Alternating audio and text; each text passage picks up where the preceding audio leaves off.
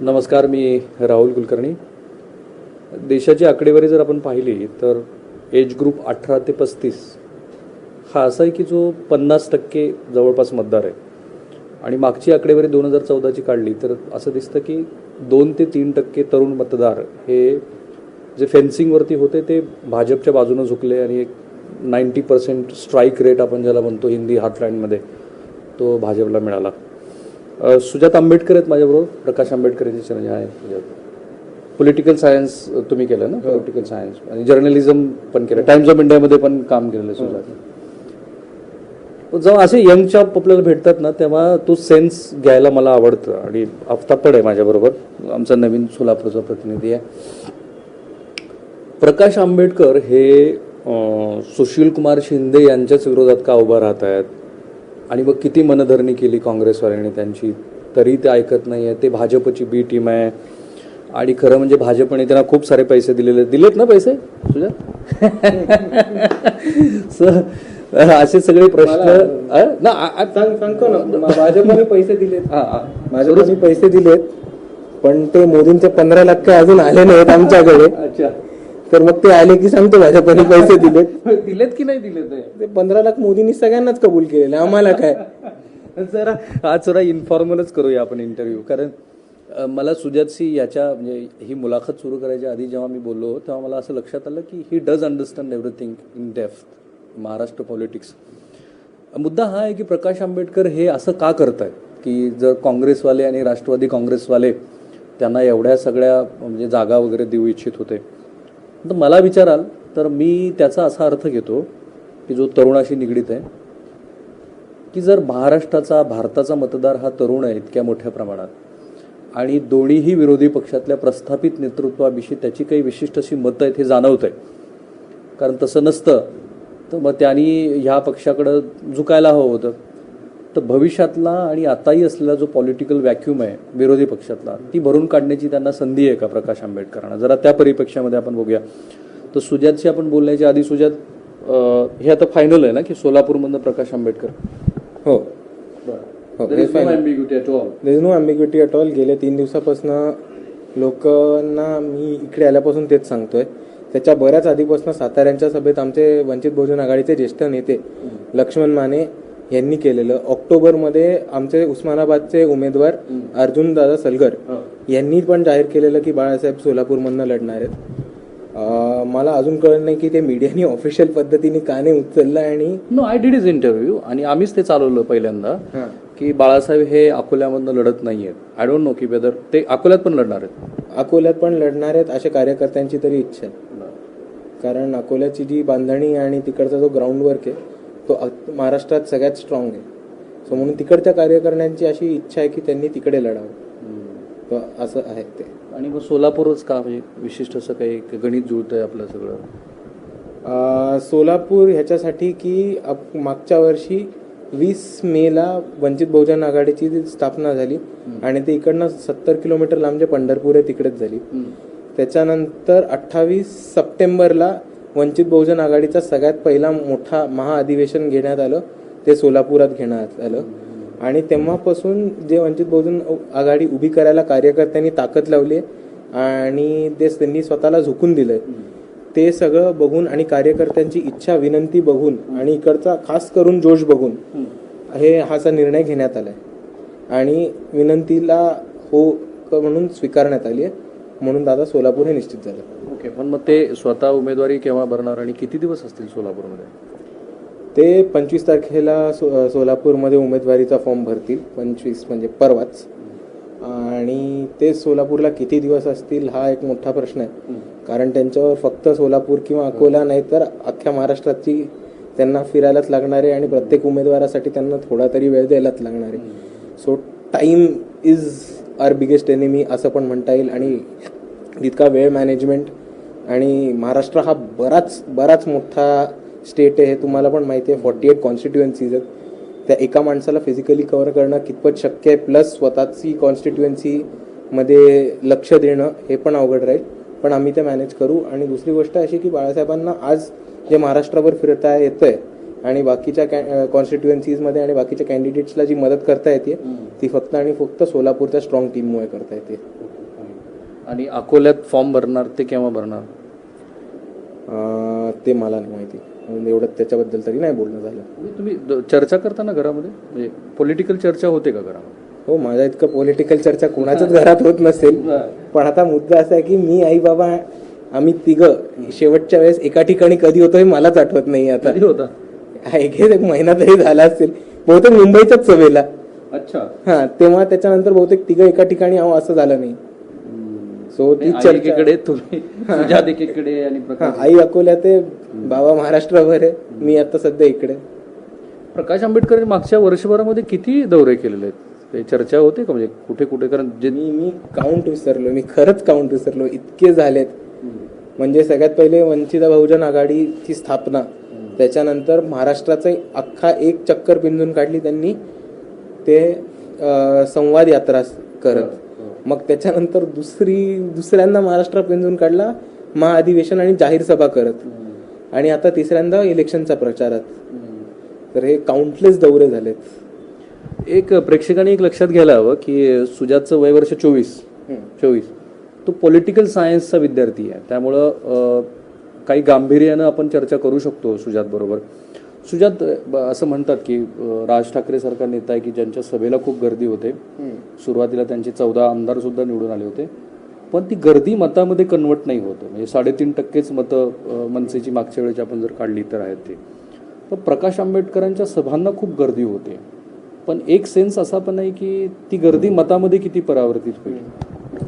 हे बघा, राज ठाकरेंचं जर तुम्ही 2009चं हे समीकरण होतं, जे 2009च्या विधानसभेमध्ये त्यांचे 14 आमदार आलेले, तुम्ही जे म्हणताय ते आता, तेव्हाचं जर तुम्ही ॲटमॉस्फिअर बघितलं आणि आता वंचित बहुजन आघाडीचं ॲटमॉस्फिअर बघितलं तर ते कम्प्लिटली वेगळं आहे. राज ठाकरेचं जी सभा व्हायच्या त्या मोठ्या व्हायच्या, नो डाऊट, आणि Raj Thackeray is one of the best orators in Maharashtra, हे पण मी मानतो.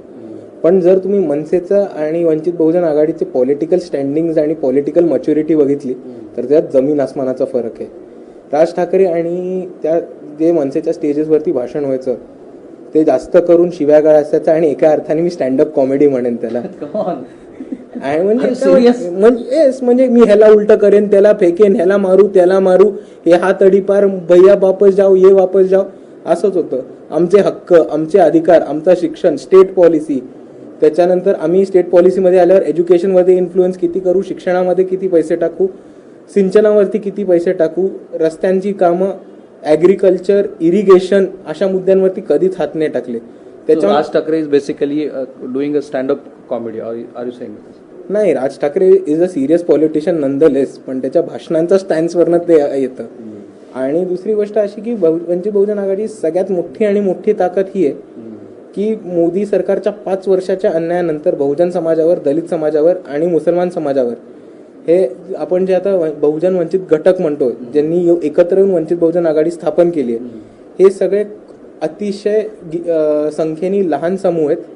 आणि पहिल्यांदा असं महाराष्ट्राच्या इतिहासात होतंय की ते पॉलिटिकल स्टँड घेऊन उभे आहेत, आणि त्यांचा पॉलिटिकल स्टँड हा म्हणतोय की आता आम्हाला काँग्रेसचं लॉलीपॉप नको, आम्हाला भाजपचं गाजर नको, आम्हाला काय हवी आहे तर सत्ता, आम्ही सत्तेत जाऊ, म्हणजे आमचे पॉलिसी डिसिजन्स आम्ही इन्फ्लुअन्स करू, आम्हाला तुमची कृपा नकोय, आम्हाला तुमचे उपकार नकोय, आम्ही आमची सत्ता आमच्या हाती घेऊ आणि we will be our king makers. माझा प्रश्न असा होता की हे मतात कन्वर्ट होईल का? हो, हे मतात नक्की कन्वर्ट होईल, कारण जो आत्ता तुम्ही जोश बघताय आणि जे महाराष्ट्राची समीकरण आहेत, आणि हे असे, मी परत रिपीट करतो की हे असे समूह जोडत आहेत ज्यांची महाराष्ट्रात गिनतीच नव्हती होत. असे बरेच समूह आहेत ज्यांना डिनोटिफाईड ट्राईब्समध्ये टाकलं होतं, ज्यांना सोशली आणि क्रिमिनली ऑस्ट्रसाइज केलं गेलं होतं, त्यांना क्रिमिनलच मानलं गेलं होतं, किंवा असे एक बऱ्याच जमाती जाती आहेत ज्यांना स्थान कम्प्लीट होतं. त्याच्यानंतर असे बरेच जाती जमाती आहेत ज्या एका विलेजमध्ये किंवा एका गाव पातळीवर किंवा एका वस्तीमध्ये तिकडच्या प्रस्थापिकांनी त्यांना सेटल नाही होऊ दिलं, ज्यांना आज आपण भटके म्हणतो. ह्या सगळ्यांची महाराष्ट्रात संख्या किती मोठी असली तरी लोक त्यांना एका कॉन्स्टिट्युएन्सीमध्ये गिनती नव्हती करत. आणि जर तुम्ही ह्या सगळ्यांची ताकद जोडली तर ती मतांमध्ये नक्कीच रूपांतर होईल. करेक्ट. तर माझा मुद्दा हाच होता की ही अशी कॉन्स्टिट्युएन्सी आहे की जी ट्रॅडिशनली प्रस्थापित राजकारणाच्या बाजूने जातात, त्याची कारणं काय असतात वगैरे त्याच्या बाजूने आपण विस्ताराने कधीतरी नंतर चर्चा करू. ट्रेंड हाच आहे की गाव पातळीवरचा जो कोणी पुढारी असतो त्याच्या मागं युजली ही मंडळी जात असतात. त्यांची पॉलिटिकल सेन्स इतका वाढलेला आहे का की प्रकाश आंबेडकरांची जी इंटेलेक्च्युअल स्टँड आहेत RSSच्या बाबतीत मधले किंवा मोदीच्या संदर्भातले किंवा काँग्रेस नको ही जी भूमिका ही त्यांना कळते आणि ती मतात कन्वर्ट होईल? हो, ही त्यांना नक्कीच कळतीये आणि ती मतात कन्वर्ट होईल. त्याच्या पुढे मी जाऊन म्हणतो की बहुजन समूह, आंबेडकरी समूह हा एक 100% पॉलिटिकल समूह आणि पॉलिटिकल मच्युअर समूह आहे. हा असा एक समूह आहे जिकडे भारतात कुठे काही घटना झाली, काही घडलं तरी ह्या समूहांनी पॉलिटिकल स्टँड्स घेतलेत. ही लोक आंदोलन केली आहेत, रस्त्यावरती आलेत आणि अधिकारांसाठी उभे राहिलेत. म्हणून आणि हे सगळे बाबासाहेबांचं लिखाण वाचत मोठे झालेत, सगळ्यांनी अभ्यास केलाय. त्याच्यामुळे बाळासाहेबांचा स्टँड या सगळ्यांना पटतोय, कळतोय आणि मोठ्या प्रमाणाने ते त्यांच्या मागे उभे राहतात. एक जी चर्चा झाली तुमची उमेदवाराची ज्यावेळी यादी आली आहे ना, त्यात सगळ्या जाती, इथे कोण सोलापूरमध्ये तर स्वतः प्रकाशजीच आहेत, आजूबाजूला पण त्यांनी वाटतं उस्मानाबादमध्ये धनगर जात, असे स्पेसिफिक सगळ्यांचे. माझं म्हणणं तेच आहे की जातीयंताचा विचार घेऊन जो पक्ष स्थापन झाला किंवा निर्मिती झाली त्या पक्षाला गरज का पडते की पुढे नावापुढे जाती लिहावेत? हा चर्चेचा विषय पण झाला. अगदी बरोबर. आणि याच्यावर बरीच चर्चा झाली. मी त्याच्यावर दोनच गोष्टी म्हणतो. एक सिंपल म्हणे, तुम्ही जर प्रॉब्लेम डिस्कस केला नाही तर तुम्हाला सोल्युशन कसं मिळेल, ही सिंपल लॉजिक इकडे वापरायचं. म्हणजे हे भाजपचंच म्हणणं झालं की तुम्ही कास्ट बद्दल बोलता म्हणून कास्टिस्ट. तुम्ही आता इतके जाती उमेदवारांच्या जातीची उल्लेख हे याच्या आधी कोणी केलेलं नव्हतं. Is it a strategical ploy that you want to apply? It is not a strategical ploy. हे बघा, तुम्ही जर आता लॉजिकली विचार तुम्ही आता जर लॉजिकली विचार केला तर अशा बऱ्याच उमेदवारांना आणि अशा बऱ्याच समूहांना प्रतिनिधित्व मिळालंय ज्यांची संख्या खरंच कमी आहे. सो तुम्ही इलेक्शनची समीकरणं बघितली तर this would actually be counter productive. Okay. पण वंचित बहुजन आघाडीची स्टान्स हीच आहे आणि ही आयडिओलॉजी हीच आहे की आतापर्यंत प्रास्ताविकांनी ज्यांना गिनलं पण नाही, ज्यांना मानलं पण नाही आणि ज्यांची मतं गृहीतच धरली, अशा लोकांना आम्ही स्टान्स देतोय. आणि म्हणजे ह्याचा अर्थ जे कोण हे आरोप करतायत त्यांना माझा सरळ प्रश्न आहे की जातीवाद भारतात वंचित बहुजन आघाडीने उमेदवार दिल्यानंतर आला का आधीपासून होता? बरोबर आहे, मी तुमच्या मताशी सहमत आहे. आणि सुजातचं मत मी एवढ्या दीर्घ मुलाखतीमधून का घेतोय, तर मला जो सेन्स येतोय, आफताब तू मला करेक्ट कर, की मुस्लिम तरुण जो आहे तो कोणता वयोगट आहे की जो जास्त संख्येनं या वंचित आघाडीकडे बघतोय?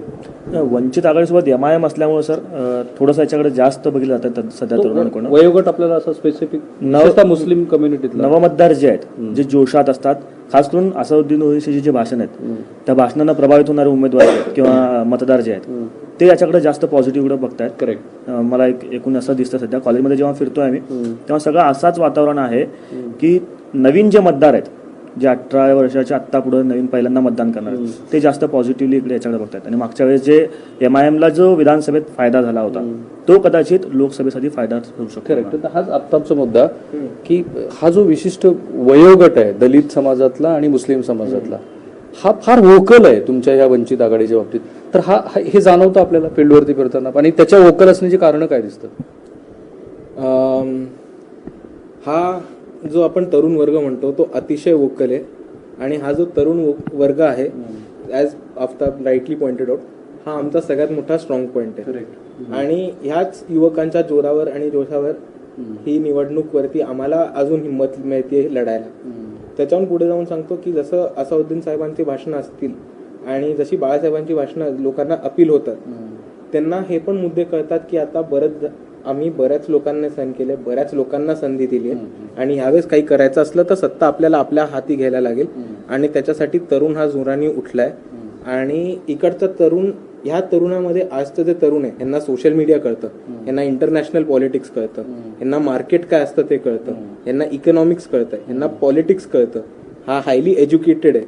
आणि ह्या सगळ्यांना आतापर्यंत ज्या संध्या नाही मिळाल्यात त्या संध्या त्यांना वंचित बहुजन आघाडीमध्ये दिसत आहेत.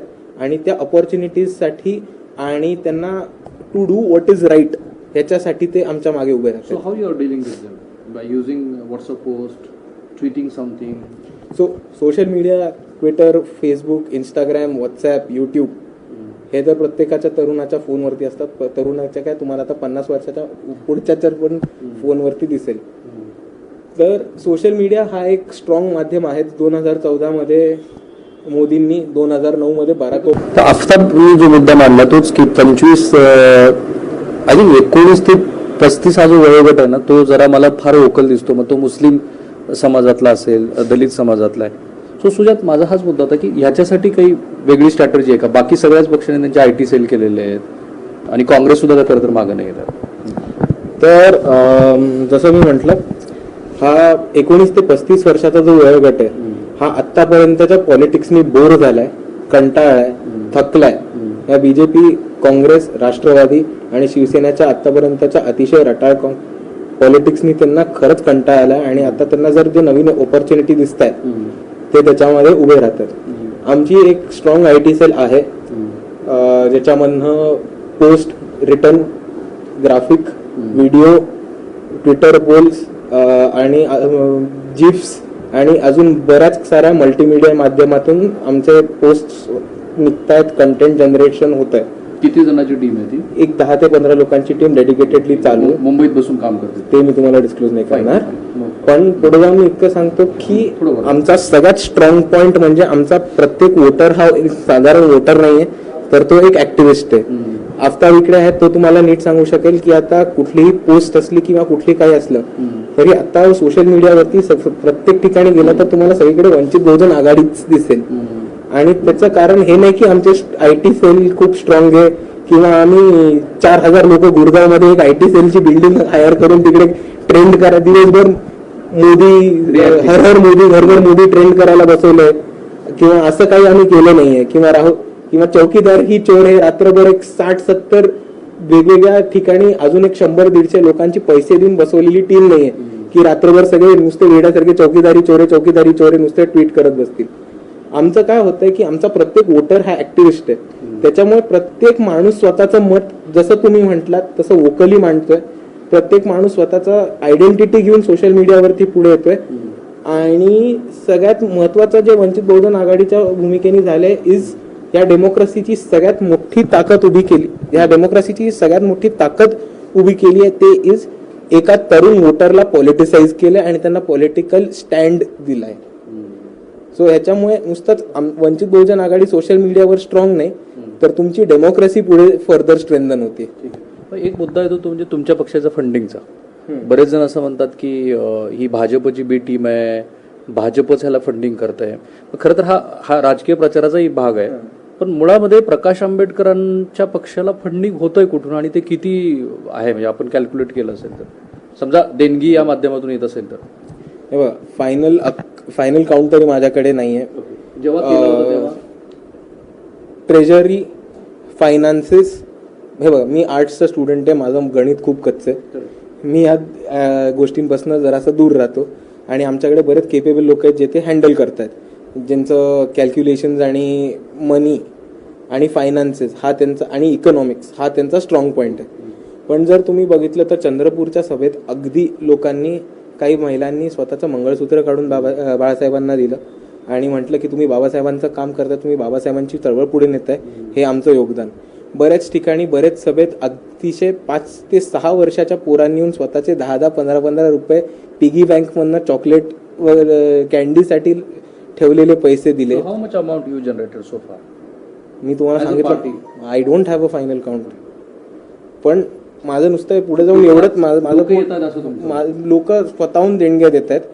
तुम्ही जर नुसतं सोशल मीडिया बघितलात आणि तर तुम्हाला नुसता एक फ्लड दिसेल की ह्या माणसाने इतके दिले, ह्या माणसाने इतके दिले, आम्ही बाळासाहेबांना इथे भेटून इतके दिले, आम्ही आमचं ऑर्गनायझेशन आहे त्याच्यातर्फे इतके दिले, आमचं हे कलेक्टिव्ह आहे आम्ही त्याच्यातर्फे इतके दिले. आणि माझं जे कोण हे आरोप करत आहे त्या सगळ्यांना हेच उत्तर आहे की इकडे जनतेला माहिती आहे ते कसे पैसे पुरत आहेत, जनतेला माहिती आहे की त्यांनी किती कष्ट करून आणि किती, म्हणजे अक्षरशः 20-20 लोक एक प्लेट बिर्याणीवरती काढून सभा अटेंड करणं, म्हाताऱ्या बायकांनी स्वतःचं सेव्हिंग्स काढून हातात देणं, आणि ह्याला बीजेपीचं फंडिंग म्हणणं म्हणजे अतिशय मोठा नालायकपणा आहे आणि जनता माफ नाही करेगी. असादुद्दीन यांच्याशी काही फोनवरती चर्चा होते, स्ट्रॅटर्जी जी ठरली जाते ती कशी ठरते? ते 2 लीडर्स ठरवतात. आणि ते ह्या सभेमध्ये, ह्या प्रचाराच्या वेळेला ते किती सभा घेणार आहेत असादुद्दीन आणि प्रकाश आंबेडकर एकत्रित? सभा घ्यायचं तरी चाललंय, नियोजन अजून फायनल नाहीये. पण असादुद्दीन ओवैसी साहेबांना पण त्यांची कॉन्स्टिट्युएन्सी मध्ये पण बरंच काम. हाऊ डू यू जज him as a individual Asaduddin Owaisi? I am in utter of him. मला व्यक्तिमत्व म्हणून ते अतिशय आवडतात आणि आपण सगळ्यांनी त्यांचं भाषणं ऐकलीच आहेत. पण गोईंग फॉरवर्ड असादुद्दीन ओवैसीचं तुम्ही पार्लमेंटमधलं रेकॉर्ड बघितलं तर त्यांना भारत संसद रत्न 2-3दा अवॉर्ड मिळाला आहे.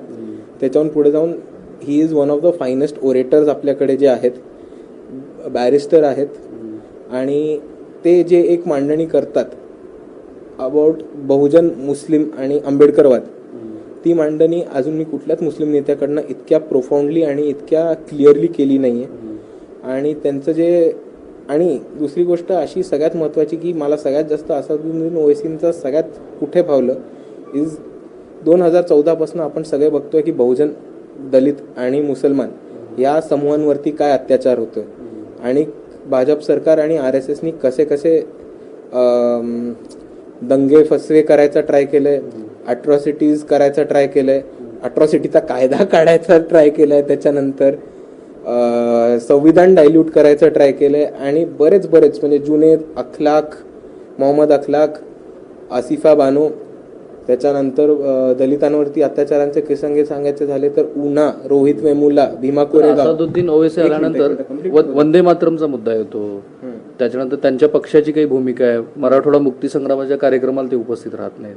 ह्या गोष्टी कडे तुम्ही कसं बघता? कारण ते डिफेंड पण करावाच लागणार आहे, प्रचाराचा मुद्दाही असेल तो. मी तुम्हाला एक कविता सांगतो, त्याच्याबद्दल तुम्हाला काय वाटतं सांगा. पुकारती पुकारती है महाभारती. तुमचा आहे नाही, तुम्ही सांगा ना. पुकारती पुकारती है महाभारती, खून से करेंगे तिलक और गोलियों से आरती, इस देश में रहना होगा तो वंदे मातरम कहना होगा. ह्याच्याबद्दल तुमचं काय म्हणणं आहे तुम्ही सांगा ना. आमचा वंदे मातरम ह्या गाण्याला तुम्ही कुठलं गाणं म्हणा, आम्हाला काय प्रॉब्लेम आहे. आपल्या बॉलिवूडमध्ये बरेच अशी गाणे ज्याच्यात अश्लील शब्द आहेत, अश्लील बायकांवरती बरंच अश्लील. पुकारती पुकारती माँ भारती, खून से करेंगे तिलक और गोलियों से आरती, इस देश में रहना होगा तो वंदे मातरम कहना होगा. What do you want to say? So माझं म्हणणं ह्याच्या पुढे जाऊन असं आहे की आम्ही वंदे मातरम ह्या गाण्याच्या विरोधात नाही होत. आम्ही गाण्याच्या विरोधात नाही होत, आम्ही गाण्याच्या कंपल्शनच्या विरोधात होत. There is a fine definition. म्हणजे खून से करेंगे तिलक और गोलियों से आरती, इस देश में रहना होगा तो वंदे मातरम कहना होगा. या आयडिओलॉजी, या संस्कृती आणि या हिंसाचाराच्या विरोधात होता मी. तुम्ही तुमच्या घरी किंवा चौकात, तुम्हाला भारतीय संविधानाने अधिकार दिला, तुम्हाला हवं ते गाणं म्हणा, तुम्हाला हवं ती आयडिओलॉजी फॉलो करा, पण जबरदस्ती का करताय? कंपल्शन कुठनं आलं? आम्ही जनगण मन ह्याला सगळ्यात श्रेष्ठ म्हणतो, भारतीयाचं राष्ट्रगीत म्हणतो आणि आम्ही तेच म्हणणार. पण त्यांचे एक भाऊ आहेत Akbaruddin, he is non for his controversial statement like give us a few seconds and then we will show Hindus how mighty Muslims name are. one other controversial statement in that please. Anyways, पण तो नाही I'm saying देवीबद्दल बोललेलं, देवी देवी देवतांबद्दल बोललेलं, हिंदू देवी देवता. Anyways म्हणजे हा मुद्दा असणारच आहे. जरी म्हणजे तशा प्रचाराचा काउंटर प्रचार पण केला जातो. आणि मला व्यक्तिशः विचाराल तर पॅट्रोटिझम हे काही कोणी स्वतःला प्रूव्ह करायची गरज नाही. म्हणजे भाजप ज्या पद्धतीने ते सर्टिफिकेट मागतं, I am completely against with all the stands. पण अकबरुद्दीन हा तर आहेच मुद्दा.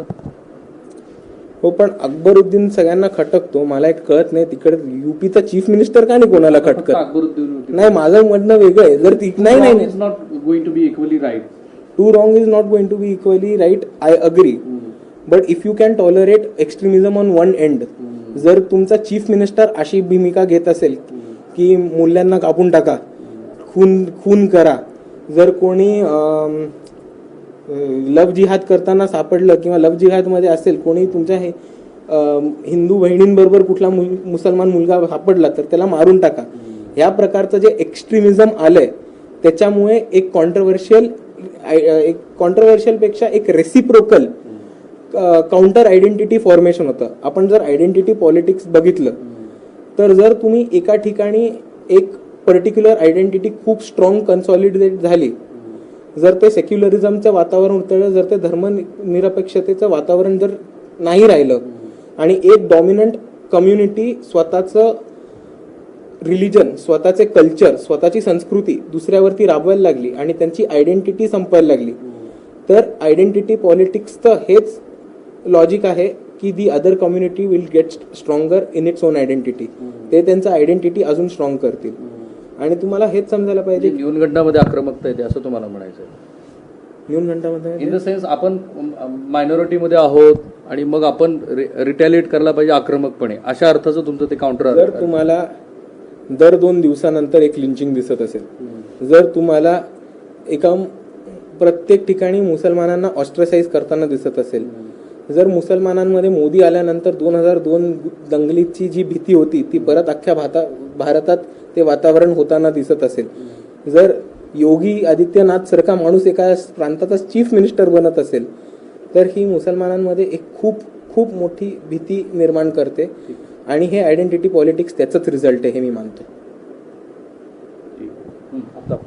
मला एक असा वेगळा प्रश्न विचारायचा आहे की MIM हा तुमच्यासाठी सगळ्यात मोठा स्ट्रॉंग पॉईंट असणार आहे, पण असं असताना मध्ये चर्चा सुरू होती की MIM आणि तुमच्यामध्ये काहीतरी सुरू आहे. काल जी औरंगाबादच्या जागेवर नसेल किंवा काल जी आपल्या इथं मेळावा झाला त्यात MIM ला निमंत्रण नव्हतं असं कळतंय.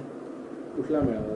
काल वंचितचा आघाडा जो मेळावा जो झाला सोलापुरात झालेला, नंतर तुम्ही फोन करून बोलून घेतलात अध्यक्षांना, शहराध्यक्षांना किंवा कार्यकर्ते आहेत का म्हणजे विशेषतः औरंगाबादच्या जागेवरून?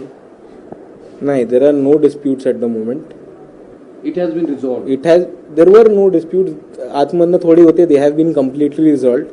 त्याच्यानंतर MIMच्या शहराध्यक्षांना मी 2 दिवस, आत्ता आज माझा 3रा दिवस आहे सोलापुरात, त्या 2 दिवसात मी त्यांना कमीत कमी 4 वेळा तरी भेटलो असेल वेगवेगळ्या ठिकाणी, आणि एकदा ओव्हर डिनर. तर there is absolutely no disputes. एक मिनिट, तुम्हाला ज्यांनी कोणी परवाची माहिती पुरवलेली ती जराशी चुकीची होती. परवा जो मेळावा होता तो मी सोलापुरात याच्या आधीच चालू झालेला, आणि तो पार्टीचा इंटरनल फक्त कार्यकर्त्यांचा मेळावा होता. ते मेळावा अटेंड करून आम्ही हॉटेलवरती आलो. मी हॉटेलवरनं येऊन 10 मिनिटं नाही झाली तर MIMचे शहराध्यक्ष तौफिक पेलवान साहेब इकडे पोहोचलेले. ठीक आहे. 48 पैकी किती जागा येतील असं वाटतं प्रिलिमिनरी? माझा स्वतःचा अजून एक्झिट पोल काढायचा आहे. तुमचा एक्झिट पोल काय म्हणतोय ते सांगाल? इंटरव्ह्यू माझा नाही आहे, पण आता मित्र म्हणून करतो तर तुम्ही ठीक आहे टाकून ना. टाका. मी हा there should be some exchange of information. What people are saying that की बहुजन वंचित आघाडीला कदाचित लोकसभेमध्ये, वंचित बहुजन आघाडीला टाइम्स ऑफ इंडियामध्ये होते बरेचसे 1.5 वर्ष. मी जर्नलिझमचा पण अभ्यास केलेला आहे, पॉलिटिकल सायन्स आहे, म्हणून जरा मी मतं जास्त महत्त्वाची मांडली. इतर जे आत्ता निवडणुकीच्या फडामध्ये उभा आहेत त्यांच्यापेक्षा जास्त मला ही मतं महत्त्वाची वाटली. तर प्रश्न हाच होता की 48 पैकी किती स्ट्रॉंग, म्हणजे बऱ्याच राजकीय पक्षांनी A+, A, B कॅटेगरी अशा काही जागा केलेल्या आहेत. तर असं तुम्ही काही ठरवलं की ह्यातली सोलापूरची जागा A+ मध्ये असू शकते, औरंगाबादची जागा A+ मध्ये असू शकते? नाही, आम्ही असं काही ग्रेडेशन तरी केलं नाही. आम्ही प्रत्येक कॉन्स्टिट्युन्सीला इक्वली इम्पॉर्टंट मानतो, आणि आम्ही असं पण नाही करणार की ह्याला पाडायचं म्हणून ही सीट सोडून द्या, त्याला पाडायचं म्हणून ती सीट सोडून द्या, म्हणून ही आमच्यासाठी A+, ती आमच्यासाठी C. आम्ही हे दुसऱ्या कोणाला पाडापाडीचं राजकारण नाही करणार आहोत, आणि आम्ही स्वतःलाच निवडून द्यायचा फोकस करतोय. किती जागा म्हणजे अजून माझा तरी काय सर्वे झाला नाही, तरी it should be a good number असा माझा तरी अंदाज आहे. मला त्यांनी राज ठाकरेचं ज्या पद्धतीचं मूल्यांकन केलं जे इतक्या स्पष्टपणे, तर जर आपण एक रॅपिड फायर करूया. आर यू रेडी फॉर दिस? मी काही 10 लोकांची नावं सांगतो, 2 वाक्यात सांगता आलं त्यांचं व्यक्तिमत्व तुम्हाला कसं वाटतं ते, तर आपण प्रयत्न तर करूया. Let it be. No, I am not here to create any controversy. If you want to say pass then you can pass it. ठीक आहे. नरेंद्र मोदी, रायटर. फाईन. नितीन गडकरी, नरेंद्र मोदींना पिन. अमित शहा, मर्डरर. सुषमा स्वराज, बिचारा फसल्यात भाजपमध्ये. हा, महाराष्ट्रात येऊया. शरद पवार, पास. का पास? इलेक्शन लढायचे, जिवंत राहायचं सगळ्यांना. अजित पवार, ते बिचारे आता खूप त्रासलेत. मी त्यांच्याबद्दल काही नाही बोललेलं बरं आहे. हाऊ कम? मी एकंदर NCPचं त्याचं बघितलं त्यांचे एक एक जे पार्टीमधले स्ट्रॉंग पॉईंट निघून चाललेत आणि त्यांना जे जे एकानंतर एक सेटबॅक्स पडलेत त्यांना त्याच्यातनं पहिले I wish all the best to come out from that. Devendra Fadnavis. Highly incumbent chief minister. Uddhav Thackeray. Uddhav Thackeray. Devendra Fadnavis आमचे बेस्ट फ्रेंड. किती भांडण केली तरी. राज ठाकरे. मी ऑलरेडी बोललो. No again. हे ग्रेट ओरेटर बट त्यांच्याच स्टँड्स मधनं ते आज ऑब्सोल्यूट होत आहेत पॉलिटिक्स मधनं. प्रकाश आंबेडकर. बाबा That was my answer. Okay, fine. और इफ यू वॉन्ट अनदर, आत्ता महाराष्ट्राला ज्यांच्याकडनं खरंच अपेक्षा आहे न्यायांची आणि अधिकारांची, तसं leader. Asaduddin Owaisi. Best friend आणि बिगेस्ट अलाय आणि our hope for further Dalit Muslim unity. Sushil Kumar Shinde. Currently opposition. Is it only definition of Sushil Kumar Shinde or more than that? नाही, सुशील कुमार शिंदे जींनी त्यांच्या कार्यकाळात बरंच काय काय केलंय. सोलापूरमध्ये आल्यानंतर मला एक कळलं की लोक इकडची त्यांचे किती नाराज आहेत आणि ग्राउंड रियालिटी त्यांच्याबद्दल काय काय आहे. That is it. Thank you so much Suja. Thank you Sujay. तुझ्या फनी आणि जास्त ग्राउंडेड, अंदाज बांधताना बरंचसं रिझर्व, वयाच्या पेक्षा जास्त मॅच्युरिटी. सेन्स घेऊया आपण आणि सेन्स घेतोय. माझा हा प्रयत्न कायम. बी टीमचा त्यांचा आग्रह खूप आहे की बी टीम बद्दल बोलायचं, कारण ही तक्रार आहेच की प्रकाश आंबेडकर आणि त्यांची सगळी पक्षाची मेंबर ही बी टीम आहे. तर मला नुसतं एवढंच म्हणायचं की 70 वर्षात आम्ही पहिल्यांदा पर्याय शोधला तर आम्ही बी टीम म्हणून ठरवले जातो. इकडे प्रास्ताविकांना अव्वल 3 सेकंद पण नाही लागत सीटसाठी बदलायला.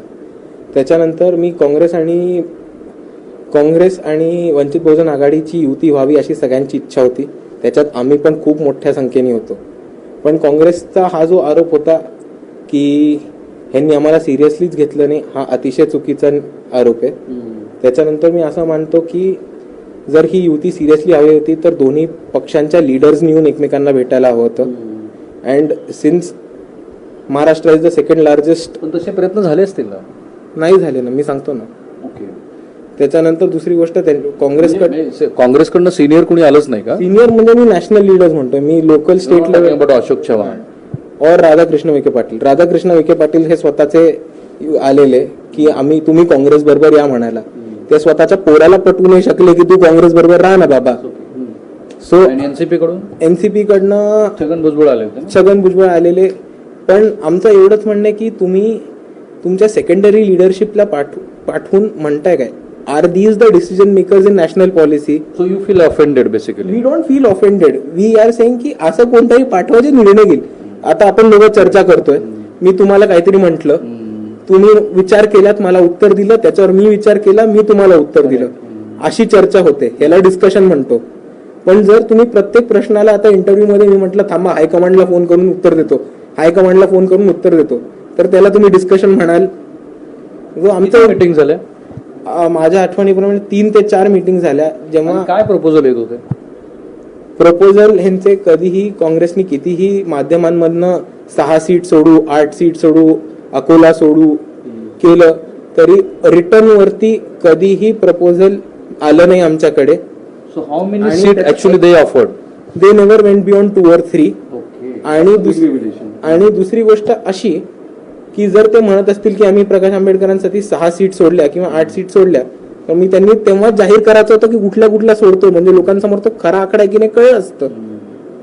आणि त्याच्यानंतर मी पुढे जाऊन म्हणतो की हे पॉलिटिक्स अतिशय घाणेरड आहे. दलित चळवळीचं ह्यांनी नुसतं एक व्हॉलीबॉल केलाय. या साईडला एका ठिकाणी सेक्युलरिझम ते ठेकेदार, या साईडला नॅशनलिझम ते ठेकेदार. व्हॉलीबॉल ह्या साईडवर नाही, ह्या साईडला होईल. आता तुम्ही मला लॉजिकली सांगा, अराउंड लास्ट 2018चं ऑक्टोबर का नाही 2018चं जून किंवा मे मध्ये एक खूप फालतू पत्र बाहेर आलेलं, आपण सगळे त्या पत्रावरती बरेच हसलो की प्रकाश आंबेडकरांना पंतप्रधान नरेंद्र मोदींच्या असॅसिनेशन प्लॉट मध्ये धरलंय. तर आता तुम्ही मला सांगा, 6 महिन्यापूर्वी हा माणूस प्राईम मिनिस्टर नरेंद्र मोदींचा असॅसिनेशन मधला माणूस एक लगेच 6 महिन्यानंतर त्याच माणसाचा बीटीम म्हणून कसा होतो? सो देर इज तुम्हाला हे एक You want to put in logical way that हाँ, he is the enemy of both parties. he is primarily the enemy of RSS and whoever wants to protect RSS is portraying him as the enemy. So simply सांगायला झालं तुम्हाला तर काँग्रेस आणि भाजपला तिसरा पर्यायच नकोय. ते तू बस नाहीतर मी बसतो, तिसरा कोणी नको, त्यांचं ह्या पॉलिसीवरती चालत आलंय. आणि आता तिसरा कुठलाही पर्याय आला तर त्यांना ते ह्यांना सपोर्ट करतायत, ते ह्यांच्याकडनं आहेत, हे स्पॉन्सर्ड आहेत, हे असे गोल गोल गोल गोल आरोप होतेच राहतील. पण ह्यांचा एकच ऑब्जेक्टिव्ह आहे की बहुजनांनी आणि मुसलमानांनी कधीच सत्ता हातात घेऊ नये. Thank you sir. येस. मला सेन्स घ्यायचा की जर पॉलिटिकल व्हॅक्यूम इतका मोठा महाराष्ट्रात दिसत असेल, जो प्रस्थापित राजकारणाला विरोधी पक्षातल्याला जाणवतच नसेल, आणि आपल्याच घरातली मंडळी ती जर सातत्यानं पुढं करत असतील, तर हा जो यंग वोटर आहे ना, हा यंग वोटर त्यांना स्वीकारेल का? आता कदाचित पुढं जे महाराष्ट्राचं राजकारण पडद्याच्या बाहेर स्टेजवरून करू इच्छित आहेत, अशा सगळ्या तरुण नेतृत्वाला, सर्वसामान्य माणसांना का नाही विचारायला पाहिजे आपण की ते काय फील करतात? त्याच प्रयत्नाचा हा एक भाग होता. माझा सहकारी आफताबसह मी राहुल कुलकर्णी, ABP माझा, सोलापूर.